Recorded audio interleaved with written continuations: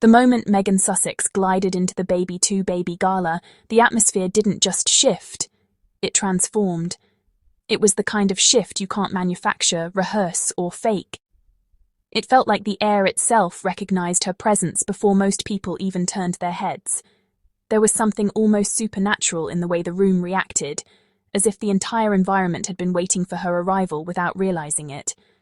1 second, the venue buzzed with its usual blend of chatter, laughter, and clinking glasses, and the next, it was as though everything around her softened into a cinematic hush, the kind only a truly magnetic figure can create. The chandeliers above, which minutes earlier had been gleaming at full brightness, seemed to adjust themselves into a warm, flattering glow that hugged her silhouette like they'd been programmed to welcome her specifically. Even the air felt different, charged with an anticipatory electricity, the kind that only appears when someone with genuine presence walks into a space. Cameras that had been lazily scanning the room suddenly snapped into a unified focus, as if drawn by instinct rather than intention.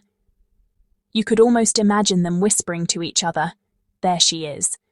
And the people behind those lenses, seasoned photographers, influencers, gala attendees, shifted so subtly yet so undeniably toward her that it felt like watching a tide turn. Meghan didn't march into the room demanding attention. She floated in, as though the world itself made space for her path. That Wolford bodysuit, sculpted to perfection, didn't just fit her, it honored her. It carried that clean, modern simplicity that only becomes extraordinary when worn by someone who naturally radiates confidence. Most people wear clothes, Meghan transforms them. And that Brandon Maxwell maxi skirt? It didn't follow her. It followed her, like it was smitten, trailing behind her with a loyalty that clothing rarely displays. The fabric caught the light and moved as if choreographed to match her every step, turning her entrance into a moment that felt both spontaneous and impossibly cinematic. Nothing about her look screamed for attention, yet it commanded every ounce of it. It was elegance that whispered, beauty that didn't beg, confidence that didn't flex. And that's exactly why people react the way they do when Meghan steps into a room. Before the world even finished its collective breath, her Wolford bodysuit was already being hunted down online. Tabs were opening across devices, screenshots were being shared in group chats, links were being saved, carts were being filled. And then, in the blink of an eye, gone, sold out, not in a slow wave, not in a predictable surge, but in the kind of instantaneous sweep that makes e-commerce managers gasp and double-check their systems. That kind of speed isn't just popularity, it's cultural velocity, and it's the signature mark of the Meghan effect, a phenomenon so powerful, so consistent, so unstoppable that even her loudest critics can't deny it, no matter how desperately they wish they could. And let's talk about those critics for a moment, because their presence is always faintly buzzing somewhere in the background, like a malfunctioning speaker emitting static. They've tried everything over the years, recycling the same tired tactics in the hopes of damaging her glow. They've dragged her name through the muck with tabloid sensationalism. They've sat on talk shows spinning nonsense. They've twisted harmless gestures into conspiracies. They've turned her compassion into a threat, her intelligence into arrogance, and her success into some fictional scheming agenda. They throw darts hoping one will finally stick, and every single time, the darts fall flat. Their entire playbook reveals more about their insecurity than anything else, because the uncomfortable truth they cannot accept is this: you cannot dim a light that wasn't lit by public approval in the first place.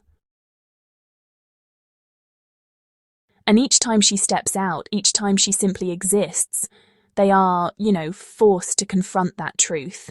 Because really, how do you spin the reality that a woman they insist is unpopular sells out clothing in seconds globally? How do they explain that someone they attack non-stop is greeted with admiration, support, and celebration from millions? How do they justify their obsession when the world's reaction to her presence is, honestly, consistently filled with warmth? You can't rewrite authenticity. You can't manufacture the kind of organic connection people feel towards someone who has lived through hellish scrutiny and still shows up with grace. Meghan doesn't have to manipulate anything. Her sincerity is its own force. Inside that baby-to-baby gala, she didn't have to compete for the spotlight. The spotlight, honestly, just rearranged itself for her. She didn't pose dramatically or attempt to steal attention. She simply existed in her natural serenity, and that alone was enough to make the moment unforgettable. There is a grounded warmth to her that cameras love, but more importantly, people feel. It's that intangible glow, the one that becomes even more luminous when Harry is beside her. And on this night, the way he looked at her told its own story. Harry's gaze wasn't the gaze of a distant prince. It was the gaze of a man profoundly proud of his wife, a man who has walked through storms with her, a man who knows precisely what she has endured and respects her all the more for the grace she continues to carry. The softness in his expression said everything words never could. Pride, admiration, partnership, protection. Love forged not in palaces but in battles survived together. You could see it in the quiet way his eyes followed her movements, in the subtle smile only she seemed to pull from him. Anyone watching could understand instantly. This is a couple built on depth, not performance, not optics, not outdated obligations, but genuine, resilient, mutual devotion. Harry looks at Meghan the way men look at women they respect, and that alone dooms every critic who tries to paint him as a man who regrets or resents his life. His face told the truth, and that truth was radiant. Meghan, meanwhile, glowed in a way no designer can fabricate. That Wolford bodysuit, now completely unavailable because the world raced to copy her elegance, hugged her with refined simplicity. It wasn't loud, it wasn't flashy. It was confident minimalism, elevated by the woman wearing it.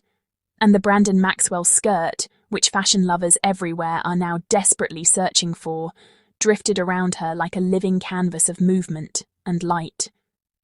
Together, the pieces formed a look that didn't just photograph beautifully, it lived beautifully.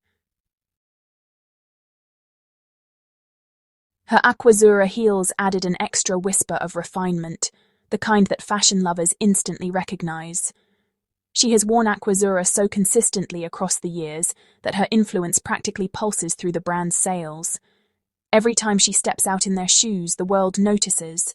Searches spike, interest explodes, stock vanishes.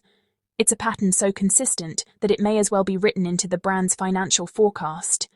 If Meghan wears it, prepare for mayhem. At the baby-to-baby gala, those aquazzurra heels helped anchor her silhouette in polished modern glamour, sleek, elevated, effortless.